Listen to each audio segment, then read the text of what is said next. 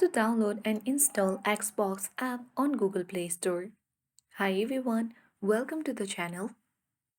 This is Rose from Create Login and Delete. Without further ado, let's dive right into the video. First, launch Google Play Store on your device. Make sure to log into your account and make sure you're on the Games section. Tap search icon at bottom right corner.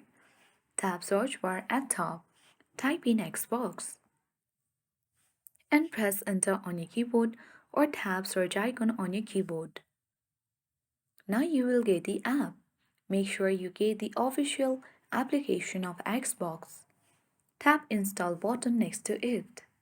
Depending upon your internet connection and storage, it will take a few time to install on your device. You need to wait a few moments in order to make sure that it is downloaded and installed on your device.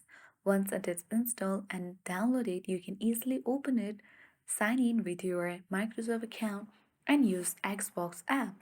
That's it. I hope this guide helped you. If you are new to our channel, hit the like button and subscribe. Thank you for watching and see you in the next video.